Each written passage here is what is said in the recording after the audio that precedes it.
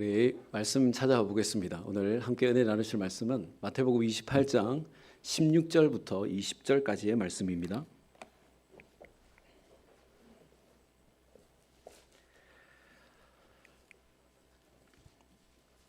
마태복음 28장 16절부터 20절까지의 말씀.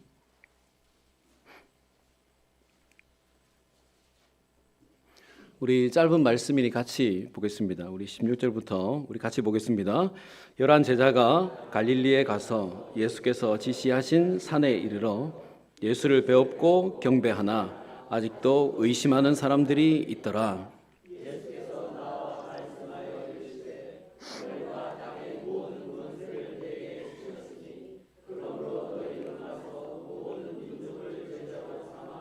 아버지와 아들과 성령의 이름으로 세례를 베풀고 내가 너에게 분부한 모든 것을 가르쳐 지키게 하라. 볼지어다 내가 세상 끝날까지 너희와 항상 함께 있으리라 하시니라. 아멘. 할렐루야. 우리 앞뒤 좌우에 계신 분들께 이렇게 인사하죠. 오늘도 참 잘 오셨습니다. 많은 은혜 받으세요. 아멘. 우리 오늘 본문은 우리 주님이 하늘로 올라가시기 전에 제자들에게 사명을 주시는 이야기인데요. 우리가 예배를 시작하면서 함께 우리 사도신경을 고백한 것처럼 우리 주님은 십자가에 못 박혀 죽으시고 장사된 지 사흘 만에 부활하셨습니다. 그리고 부활하신 후에 바로 하늘로 올라가지 않으시고 이 땅에서 40일 동안을 머물러 계셨습니다. 그리고 그 40일 동안 아무것도 하지 않으신 것이 아니라 감동적인 일들을 참 많이 하셨는데요. 주님을 3번이나 부인하고 자책하는 마음으로 고향으로 돌아간 그 베드로를 찾아가셔서 다시 베드로를 사명자로 불러 세워주시죠. 그리고 주님의 손과 옆구리에 내가 손을 넣어보지 않고는 절대로 믿을 수 없다라고 외치던 그 도마에게 새롭게 믿음을 불어넣어 주셨습니다. 그리고 여러 제자와 500여 형제들에게 부활하신 그 주님의 몸을 직접 보이시면서 그들의 믿음을 굳건하게 하셨습니다. 그리고 주님은 감람산에 모인 많은 사람들 앞에서 친히 그 천사들을 대동하시고 멋지게 하늘로 올라가셨습니다. 여러분, 주님은 이렇게 부활하신 후에도 놀랍고 대단한 일들을 참 많이 하셨는데 마태는 마태복음을 기록하면서 그 모든 장면들을 하나도 쓰지 않았습니다. 여러분, 사실 마태복음도 독자들을 위해서 쓴 책이지 않습니까? 여러분, 책은 어때야 하지요? 책이요. 책은 독자들이 궁금해하는 이야기를 써야 합니다. 독자들이 알고 싶어하는 이야기, 또 독자들이 생각하지 못하고 있는 이야기, 그리고 독자들이 꼭 알아야 하는 이야기, 새로운 정보를 제공해 주거나 관심 있는 이야기를 재미있고 흥미롭게 알려주는 책이고 또 그런 책이 좋은 책이라고 할 수 있죠. 자, 그렇다면 여러분, 마태복음의 마지막 부분에서 독자들이 가장 알고 싶고 듣고 싶고 궁금해하는 이야기가 무슨 이야기이겠습니까? 27장에서 예수님이 십자가에 못 박혀 죽으셨다라고 했고 28장에서 그 예수님이 살아나셨다, 부활하셨다라고 했으니까 그러면 우리가 궁금해하는 것은 무슨 내용입니까? 부활하신 예수님은 그러면 어떠셨는가? 다시 살아나신 예수님은 어떠하셨는가 하는 것이 궁금한 것 아니겠습니까? 부활하신 주님의 몸이 구체적으로 어떠했는지, 우리의 몸하고 같은지 다른지, 부활하시기 전과 후가 어떻게 바뀌었는지, 부활하시고 40일 동안 이 땅에 계셨다고 했으니까 그동안 어떤 기적을 일으키셨는지, 하늘로 올라가실 때 어떻게 올라가셨는지, 구름을 타고 가셨는지, 아니면 엘리야처럼 바람같이 타고 올라가셨는지, 또 제자들 이외에도 주님께서 하늘로 올라가시는 그 장면을 본 사람이 수없이 많이 있었는데 그 사람들은 그 뒤에 어떻게 살아갔는지, 여러분, 이런 것들이 궁금한데 그러면 이 궁금한 것들에 대해서 마태복음이 알려줘야 되지 않겠습니까? 마태가요. 근데 마태는 그 모든 사건들의 내용을 일체 언급하지 않습니다. 그리고 오늘 본문만을 짧게 기록하고 예수님이 살아나셨다라고 하는 사건과 그 뒤에 예수님이 감람산에서 우리에게 이런 말씀을 하셨다, 이것만 이야기하고 마태복음을 마무리해 버렸습니다. 여러분, 더 궁금하고 더 알고 싶은 이야기는 부활하신 후의 주님의 이야기인데 마태는 왜 그 모든 이야기를 전혀 언급하지 않았을까요? 왜 그럴까요, 여러분? 여러분, 이제 주님 하늘로 올라가십니다. 여태까지는 주님이 제자들과 함께 계셨죠. 하지만 이제는 제자들 곁에 주님이 머물러 계시지 않으십니다. 제자들 이 땅에 남겨두고 하늘로 올라가십니다. 그러면 마지막으로 주님이 제자들에게 가장 하시고 싶은 말씀은 무엇이겠습니까? 내가 부활하고 난 40일 동안에 난 이런 일을 했어. 내가 무덤에서 나와서 이런 일을 했어. 여러분, 이것이겠습니까? 아니죠. 이제 나는 하늘로 올라가지만 너희들은 이 땅에 남아서 제자로서 이러한 삶을 살아야 한다. 이것 아니겠습니까?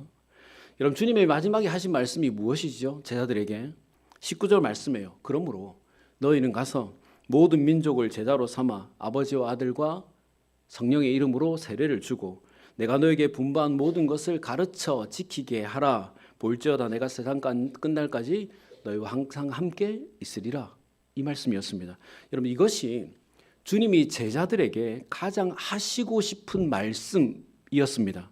마태는 이것을 알고 깨달았기 때문에 이것을 마태복음의 가장 마지막 부분에 다른 말 다 생략하고 기록해 놓은 것입니다.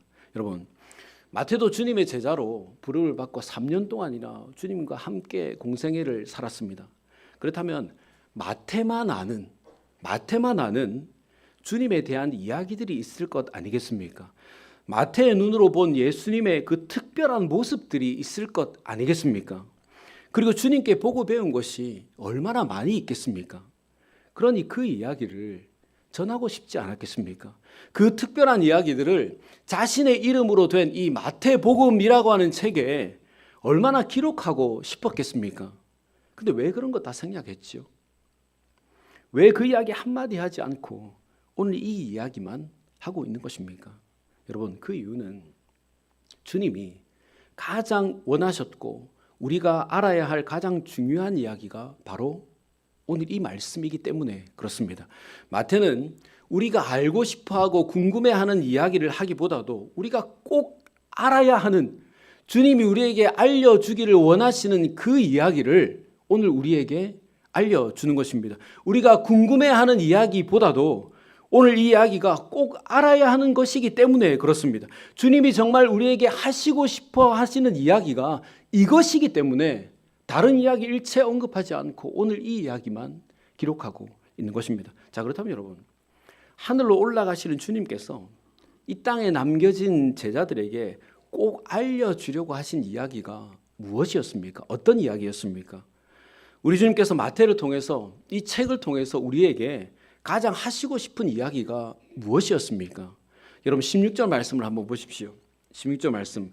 11 제자가 갈릴리에 가서 예수께서 지시하신 산에 이르러라고 했습니다. 그러니까 주님께서 하늘로 올라가시기 전에 제자들을 한 산에 모이라고 하신 것입니다. 그리고 제자들은 주님이 모이라고 하신 산에 모여서 예수님께 경배했다 했습니다. 근데 17절 말씀에 보면 그 중에 아직도 의심하는 사람들이 있습니다. 사람들이라고 했으니까 한 사람만 의심한 것이 아니라 여러 사람이 의심했다는 말이죠. 여러분, 지금 11명의 제자가 주님 앞에 나와 서 있는데 그 중에 여러 명의 제자들이 부활하신 주님을 의심하고 있는 것입니다. 자, 그렇다면 여러분, 주님이 제자들 중에 나를 의심하고 있다는 것을 아시겠습니까? 모르시겠습니까? 네, 다 아시죠. 지금 여기 모여있는 11명 중에서 누가 나를 의심하고 있는지, 누가 나를 믿지 못하는지 우리 주님 다 아시죠. 주님은 우리의 마음과 생각을 감찰하신다 그랬습니다. 꿰뚫어 보신다라고 했습니다. 그러니 제자들의 마음이 어떤지, 제자들이 어떤 믿음을 가지고 있는지 우리 주님 다 아시죠. 여러분, 생각해 보십시오. 지금 여기에 모여있는 제자들은 주님이 일으키신 그 기적을 가장 가까이에서 보고 경험한 사람들이었습니다. 그리고 주님의 능력을 보기만 한 것이 아니죠. 주님은 제자들에게 주님이 가지신 능력을 제자들에게 주셨습니다. 그래서 제자들도 주님이 주신 능력으로 귀신도 쫓아내고 병자들을 살려냈습니다. 그리고 주님이 잡히셔서 많은 고난을 당하시고 십자가에서 못 박혀 죽는 것을 보았습니다. 그리고 세마포에 쌓여서 돌무덤에 들어가는 것도 보았습니다. 그리고 지금은 그 주님이 부활하셔서 자신들의 눈앞에 서서 말씀하고 계신 것을 직접 눈으로 보고 있습니다. 그런데도 주님을 의심하고 있는 것이에요. 여러분, 십자가에 죽으신 예수님이 살아나셨다는 것도 참 놀라운 일이지만 그 모습을 다 지켜보고서도 의심하는 것도 참 놀라운 일 아닙니까? 여러분, 그러면 이런 제자들을 보시는 주님이 마음이 어떠셨을까요? 얼마나 한심하고 열받고 배신감 느끼셨을까요? 3년 동안 그렇게 같이 먹고 잤는데 내가 죽는 것도 보고 행하는 기적도 일으키고 내가 준 능력으로 기적도 일으킨 사람들이 지금 부활해서 다시 살아나서 눈앞에서 지금 이 이야기를 하고 있는데도 의심하고 있으니 어떨까요? 주님의 마음이 얼마나 한심하고 열받겠습니까? 얼마나 열받고 욕먹어도 싸지 않겠습니까? 근데 주님 한마디도 그들을 꾸짖지 않으십니다. 한 사람씩 불러서 정말 믿는지 안 믿는지 확인하지 않으십니다. 그냥 그들에게 선포하십니다. 뭐라고 선포하십니까? 18절 말씀에 하늘과 땅의 모든 권세를 내게 주셨다. 하늘과 땅의 모든 권세를 내게 주셨다라고 했습니다. 그러므로 너희는 가라. 이 이야기를 하셨습니다. 여러분 어디에 가라는 것이죠? 모든 민족에게 가라는 것입니다. 뭐하러 가라는 것입니까? 복음 전하러 가라는 것입니다. 사명 감당하러 가라는 것입니다.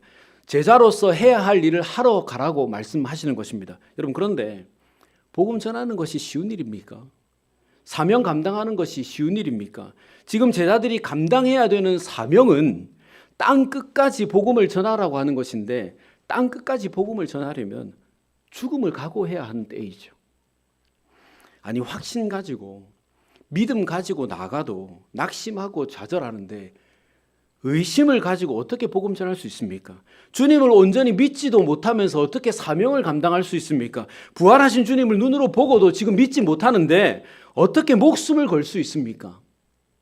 저분이 정말 우리와 함께 지내던 그 예수님이 맞는가? 십자가에 못 박혀 죽으신 그분이 정말 맞는가? 정말 주님이 부활하셨는가? 이것이 믿어지지 않는데 어떻게 순종할 수 있습니까?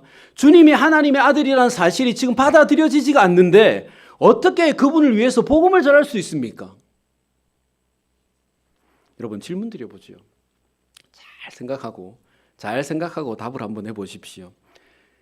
의심이 있으면 예배할 수 있습니까? 의심이 있으면 기도할 수 있습니까? 의심이 있으면 복음 전할 수 있습니까? 의심이 있으면 봉사하고 헌신할 수 있습니까? 잘 생각해 보라고 했는데요. 여러분 어떻습니까, 여러분? 할 수 있죠. 할 수 있습니다. 주님을 믿지 않아도 복음 전할 수 있지요. 주님을 의심해도 교회에서 헌신하고 봉사할 수 있지요.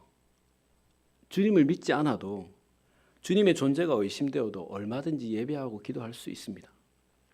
주님을 의심해도 수십 년 봉사하고 헌신하고 할 수 있지요. 모든 것들을 다 할 수 있습니다. 여러분 만약 우리 주님께서 의심하는 자는 사명을 감당할 수 없다. 의심하는 자들은 복음을 전할 수 없다. 의심하는 자들은 수고하고 헌신할 수 없다라고 생각하셨다면 오늘 감람산에서 제자들에게 사명을 주지 않으셨겠지요. 여러분 우리 같이 17절 말씀을 한번 보겠습니다. 17절 말씀 우리 같이 봅니다. 자 시작. 예수를 배웠고 아멘. 여러분 경배한다는 말은 주님을 높인다는 말입니다. 그러면 곧 예배한다는 말이죠. 그러니 지금 11명의 제자들 중에는 예수님을 의심하면서 예배했다는 것입니다. 주님이 눈앞에 계신데도요. 여러분 주님은 분명히 감람산에 제자들을 모으시고 모인 제자들 중에 주님을 의심하는 제자들이 있다는 것을 분명히 아셨습니다. 그럼 주님이 어떻게 하셔야 되죠?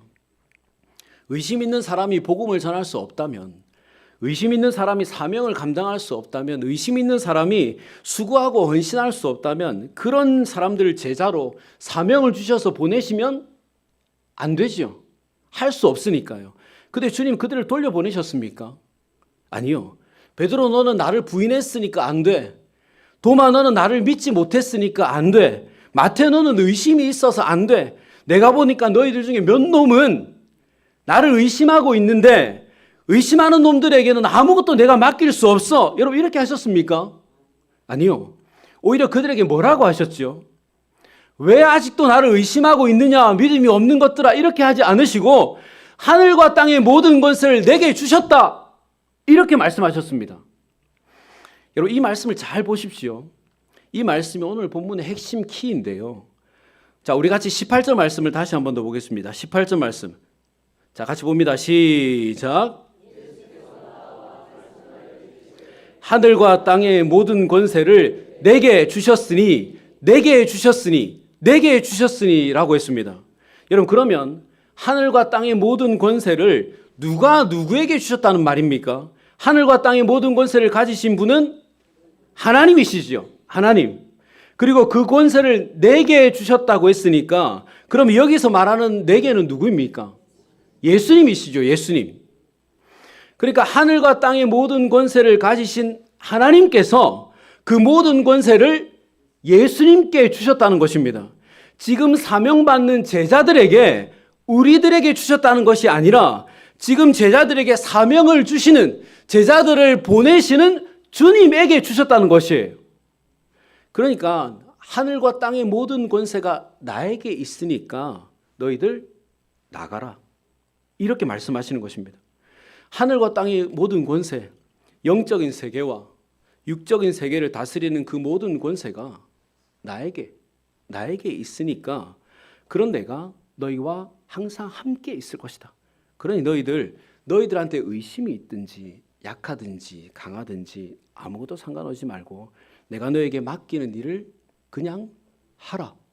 지금 이렇게 말씀하시는 것이에요. 여러분 그렇지 않습니까? 우리가 아무리 하나님을 의심하고 믿지 못해도 하나님께서 우리에게 능력 주시면 힘을 주시면 주시는 그 힘과 능력으로 어떤 일이라도 할 수 있지 않겠습니까? 아멘이십니까 여러분? 우리에게 힘과 능력 주시는 존재가 영적인 세계와 육적인 세계를 다스리는 권세가 있으니까 그 힘과 능력을 우리에게 주시기만 하시면 우리가 귀신도 쫓아낼 수 있고 병자들도 치료할 수 있게 되는 것 아니겠습니까? 여러분 실제로 사도행전에서 이 말씀에 대한 증거들이 수없이 기록되어 있지 않습니까? 여러분 베드로가 예수님이라도 됩니까? 근데 베드로가 어떻게 안전뱅이를 잡아 일으켰습니까? 어떻게 베드로의 그림자가 나왔는데 병자들이 일어났습니까? 그림자가 닿았는데요. 어떻게 죽었던 여자를 다비다야 일어나라 라고 말만 했는데 죽었던 여자가 어떻게 벌떡 일어났습니까? 그리고 여러분 바울은 또 어떻죠? 여러분 바울은 예수님을 만나본 적도 없는 사람입니다. 예수님께 능력을 받은 적도 없어요. 근데 어떻게 독사한테 물렸는데 죽지 않았습니까? 어떻게 3층에서 떨어진 청년을 살려냈습니까? 어떻게 바울의 손수건 만졌다고 병이 났습니까? 베드로가 바울이 무슨 하나님이라서가 아니라 하늘과 땅의 모든 권세를 가지신 예수님이 이들에게 이런 능력을 주시니까 이들과 함께 하시니까 그것이 증거로 나타나게 된 것이잖아요. 여러분 베드로는 한결같이 예수님을 믿었던 사람이 아니지 않습니까? 예수님을 부인했던 사람이잖아요. 예수님을 저주까지 했던 사람이잖아요.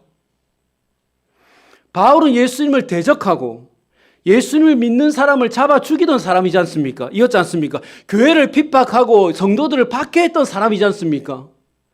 그런데 어떻게 이런 능력을 행하는 사람이 됐지요?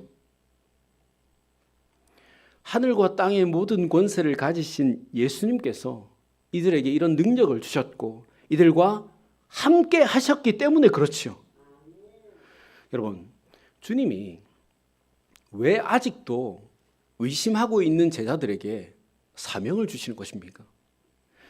여전히 제자들은 주님을 의심하고 있지만 그 제자들에게 사명을 주시는 주님이 모든 능력과 권세를 가지셨기 때문에 그래요. 그 주님께서 세상 끝날까지 이 제자들과 함께 하실 것이기 때문에 그렇습니다. 비록 의심이 있지만 사명의 현장으로 나아가면 하늘과 땅의 모든 권세를 가진 내가 역사해 줄 것이고, 나를 신뢰하지 못해서 너희들이 때로는 사명의 현장에서 갈팡질팡하고 자빠지고 넘어질 때 내가 함께 하면서 도와줄 것이다.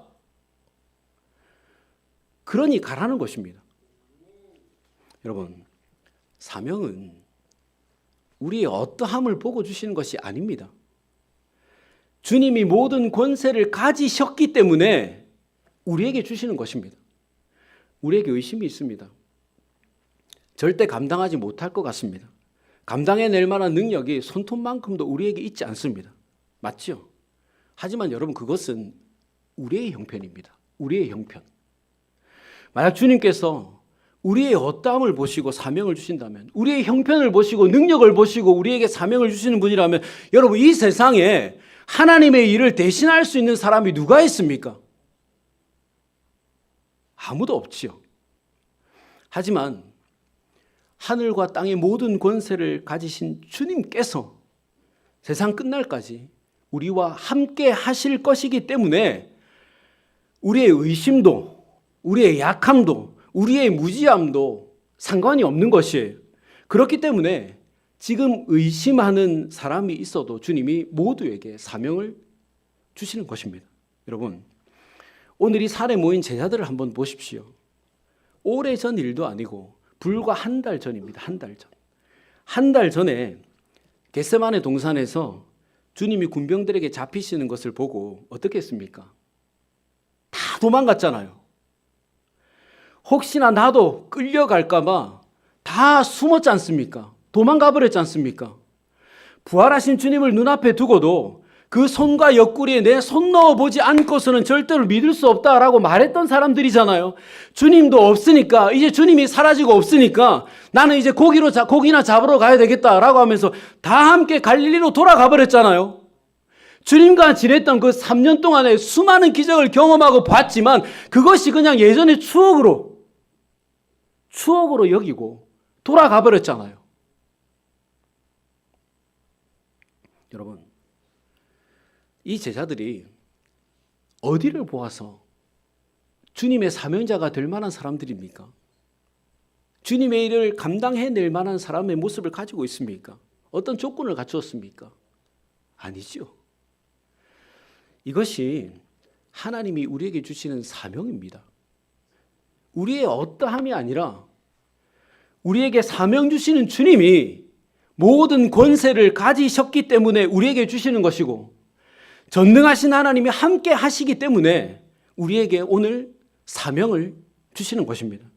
여러분, 마태가 오늘 이 이야기를 하고 싶은 것이에요.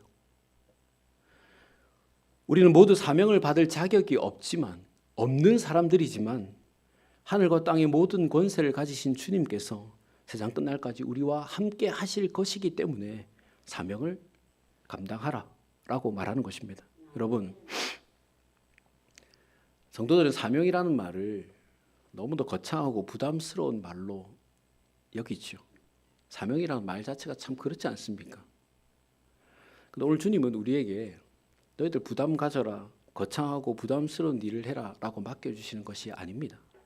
다만 우리가 기억해야 할 것이 있다고 말씀하시는 것입니다. 무엇을 기억해야 할 것이 하겠습니까?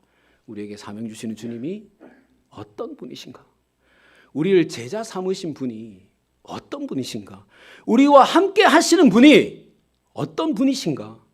이것을 너희들 꼭 기억해라 라고 말씀하시는 것입니다. 우리가 이것을 기억할 때 하나님이 우리에게 주시는 어떤 사명이든지 간에 우리는 감당할 수 있기 때문에 그렇습니다. 왜요? 우리에게 힘과 능력이 있기 때문이 아니라 우리에게 이 사명을 주신 주님의 손에 하늘과 땅의 모든 권세가 들려있기 때문에 그렇고, 그 주님 우리와 함께 하실 것이기 때문에 그렇습니다. 그럼 여러분, 우리에게 어떤 사명을 주시든지 어떤 일을, 어떤 사역의 현장을 맡겨주시든지 주님이 우리에게 힘과 능력을 주실 것이고 함께 하실 것이다 라고 하는 것을 믿고 오히려 감사함으로 받아 능히 감당하게 되시기를 주님의 이름으로 축원합니다. 아멘. 말씀을 정리하죠. 사랑하는 여러분, 주님은 아무런 자격 없는 우리들을 풍성한 사랑으로 부르시고 사명을 주셨습니다. 의심이 있어도 좋습니다. 배신의 경험이 있어도 좋습니다. 피해 볼까 봐, 힘들까 봐 숨어 있었어도 괜찮습니다. 우리 자신의 어떠함을 생각하지 않고 우리와 함께 하시는 하늘과 땅의 모든 권세를 가지신 주님을 믿음으로 그저 사명을 감당하기만 하면 됩니다. 여러분,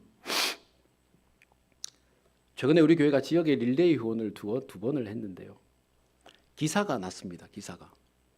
근데 그 기사 중에 아쉬운 부분이 있습니다. 작은 교회지만, 작지만 그 짧은 기사 중에 이게 2번이나 들어있었어요. 물론 작은 교회지만 귀한 일을 한다 이것을 강조하려고 기자가 그렇게 썼겠죠. 근데 저는 인터뷰를 하면서 한 번도 작습니다 이런 말을 해보지 않았어요. 물론 우리 교회 시골 교회에 있는 작은 교회인데 뭐가 그렇게 목사님 아쉽습니까? 라고 말할 수 있겠죠. 근데 여러분 저는 그렇게 생각하지 않아요. 여러분 큰 교회 작은 교회의 구분은 무엇으로 하는 것이죠? 사람이 많고 건물이 크면 큰 교회입니까?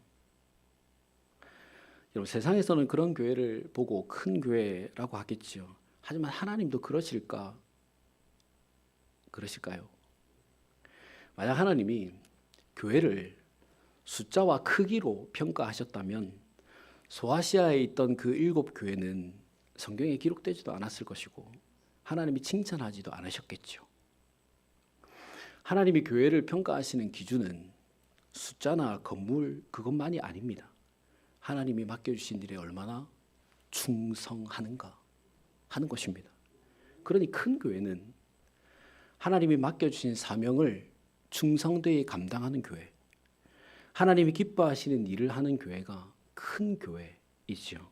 그러니 우리 교회는 시골에 있는 작은 교회가 아니지요.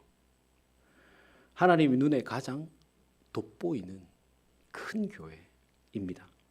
그리고 우리 교회는 더욱 많은 사명을 감당하게 될 것이고 하나님이 기뻐하시는 일을 더 많이 감당하게 될 것이기 때문에 우리 교회는 해가 갈수록 큰 교회가 되어 갈 것이고 충성하는 교회, 칭찬받는 교회가 되어 갈 것입니다. 할렐루야. 여러분, 우리가 주님께 칭찬받고 기뻐하시는 큰 교회가 되기 위해서 감당해야 될 사명이 있습니다. 여러분 우리 같이 19절 20절 말씀을 보겠습니다. 19절부터 20절 말씀, 자 우리 같이 봅니다. 자 시작. 그러므로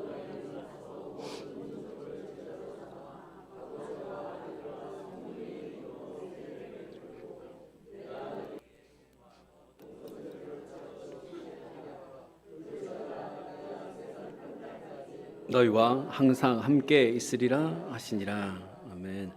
여러분 이 두 구절을 간단하게 줄이면 우리가 훈련받고 양육받아서 주님의 제자가 되고 전도하여 또 훈련시키고 양육해서 제자로 삼아야 한다라고 하는 말입니다.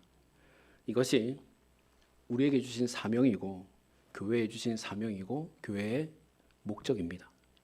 우리의 어떠함을 보면 감당할 수가 없겠지만 엄두가 나지 않겠지만 힘들고 어려운 일이라 생각이 되겠지만 우리 주님이 하늘과 땅의 모든 권세를 가지고 우리와 함께 하실 것이기 때문에 그래서 우리가 감당할 수 있을 것입니다.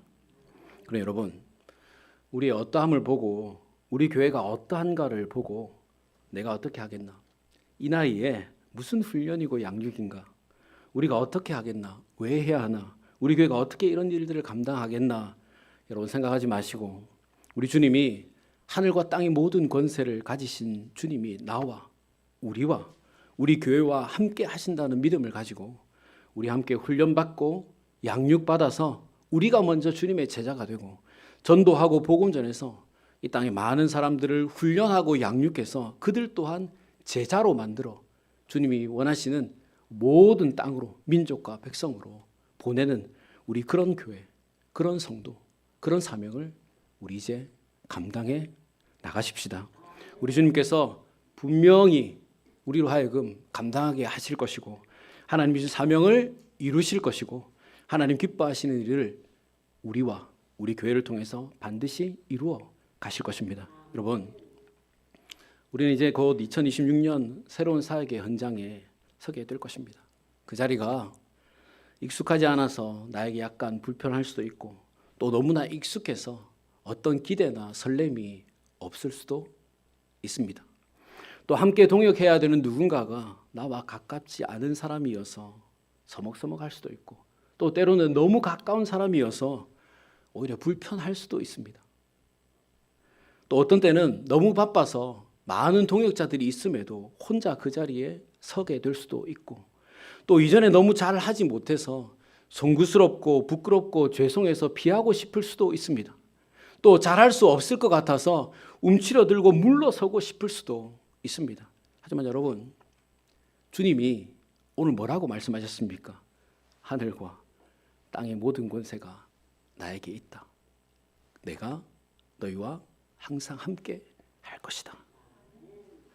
여러분, 주님은 사역의 현장 앞에 우리가 어떤 마음으로 서 있는지, 어떤 두려움과 염려가 있는지 다 아십니다. 그리고 우리의 어떠함이 아니라 하늘과 땅의 모든 권세를 가지신 우리 주님께서 우리에게 힘과 능력을 주실 것이고 함께 하시면서 반드시 그 모든 사역의 현장에서 능히 감당하게 하실 것입니다. 그러므로 우리 하늘과 땅의 모든 권세를 가지신 주님께서 나에게 힘과 능력을 주시고 함께 하실 것이다 라고 하는 이 믿음을 가지고 올 2026년 우리에게 주시는 모든 사명과 사역의 현장에서 우리 성실히 최선을 다하셔서 우리 주님께 큰 영광과 기쁨을 올려드리는 저와 여러분, 우리 교회 되어 가시기를 주님의 이름으로 축원합니다. 우리 같이 기도하겠습니다. 아무런 자격 없는 우리를 자녀로 부르시고 일꾼으로 세우신 주님 감사합니다. 제자들은 여전히 주님을 의심했지만 주님은 그런 제자들을 모으셔서 사명을 주셨습니다. 제자들이 어떠함을 보지 않으시고 주님께서 하늘과 땅의 모든 권세를 가지셨기 때문인 줄 압니다. 하늘과 땅의 모든 권세를 가지신 우리 주님, 오늘 우리를 부르시고 우리에게 우리 교회에 사명을 주신 줄 압니다. 어떻게 할 수 있겠나? 내가 어떻게 감당할 수 있겠나? 생각하고 물러서지 않도록 도와주시고 오히려 우리 주님 우리에게 힘과 능력을 주시고 함께 하신다는 것을 믿고 사역의 현장에 담대하게 서는 우리가 되게 하여 주시옵소서. 그래서 주님께 충성된 자로 영광과 기쁨을 드리는 사명자들로 서게 하시고 충성된 교회에 칭찬받는 교회 되게 하여 주시옵소서. 올 한 해 하늘과 땅의 모든 권세를 가지신 주님께서 나에게 힘과 능력을 주시고 함께 하신다는 믿음을 가지고 모든 사명의 현장을 능히 감당하는 우리 모두가 되기를 원하오며 예수님의 이름으로 기도드리옵나이다. 아멘.